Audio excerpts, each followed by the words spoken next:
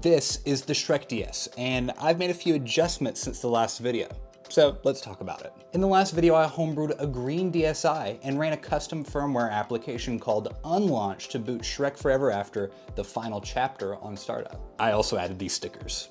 Can't forget about the stickers. However, since this video, I've received a ton of suggestions on improving the project. So much so that spawned this video where I fully believe we've reached the potential of the SDS, or Shrek DS for short. We've peaked, and you're watching it right here, right now. So let's go over the changes. First, I began by binding some of the other DS Shrek titles to the buttons on my system so I could show off other titles that were suggested in the comments. Many people were mentioning, hey, why Shrek Forever After? Why not Shrek Super Slam or Shrek Smash and Crash? But I found shortly, there are far more Shrek titles than buttons to bind via Unlaunch. And yes, I finally had to use Twilight Menu. But to my surprise, this didn't limit the potential. I know you're probably saying, why would this be a limiting factor? Like, why would adding a menu be limiting to the overall project? Well, you end up running into, let's say, a visual problem. If I showed you a basic Twilight menu with every Shrek game on it, it just gets kind of boring. It's like, oh wow, this dude knows how to use online guides, and it's not very intuitive. But we'll get to this part soon, I promise. First, I added every single game I could add, DS and Game Boy games, which was the most straightforward and easy step. All except one Game Boy game, or Game Boy movie. Yes, if you didn't know, there were GBA cartridges that came preloaded with horribly scaled down versions of full movies.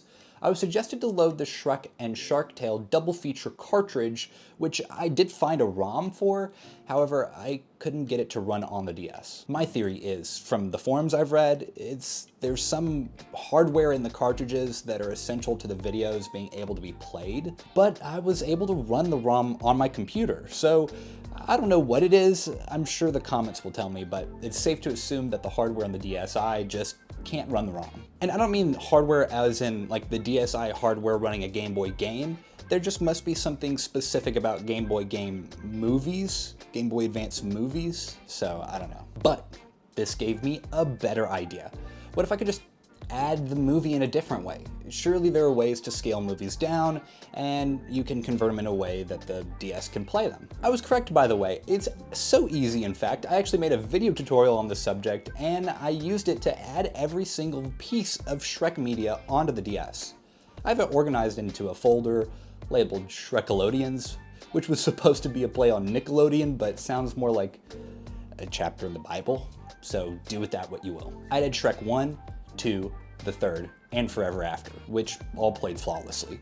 I also added Puss in Boots and Puss in Boots The Last Wish. Of course, you can't forget about the Shrek specials, Shrek the Halls, and Scared Shrekless. Oh, and of course, my favorite, Shrek the Musical. Fun fact, I was actually in a theater production of Shrek the Musical in high school. I played Peter Pan and a Duloc doll and the Executioner. So there's that. That's gonna be on the internet forever. Moving along.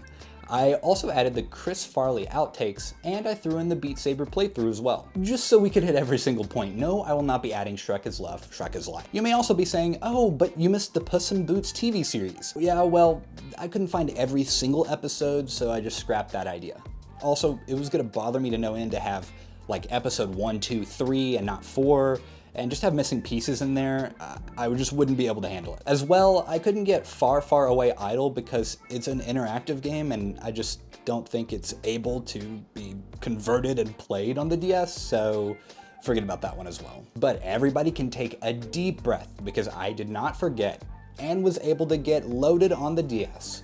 Shrek in the Swamp Karaoke Dance Party, Donkey's Caroling Christmas-tacular, Shrek's Yule Log, the Thriller Night parody music video, The Pig Who Cried Werewolf, and Puss in Boots 3 Diablos. Oh, I also got Puss in Boots The Trident. Did I forget anything? Because I really hope I didn't. I looked at the wiki, I looked at every single piece of Shrek media online, and I'm pretty sure I got everything. So now we have fundamentally changed the Shrek DS from a glorified arcade cabinet to the most comprehensive Shrek streaming device. And I know what you're saying. Please address the wallpaper.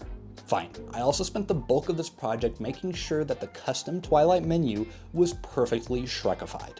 It was fairly simple, but it did require alternating from Photoshop to GIMP, not to mention learning GIMP and how to edit BMP images in the correct color range that the DS could pick up. But I am pretty proud. The pattern looks lovely, and I am obsessed with the onion folder icon. And of course, it plays All Star by Smash Mouth on loop on the menu screen. I can only play a single second so this video doesn't get demonetized. See? Pretty neat. Lastly, I figured that the icing on the cake would be a Shrekified splash screen. However, I did have to install Haya custom firmware because Twilight menu does not have a direct link to splash screen modification. In short, I have Haya custom firmware loading on start with my custom splash screen that then instantly boots to Twilight menu, so it flows fairly seamlessly. I would also like to show my personal favorite detail on the splash screen, the text. It might look like a regular splash screen, but it has a small little Easter egg. I also tried to get it to play as a GIF instead of a static image, however, it just wouldn't run smoothly. So I thought you would all appreciate the GIF in its full frame rate. Here that is. And to bring it all together, I bought this inexpensive plastic protector to make sure the stickers didn't rub off.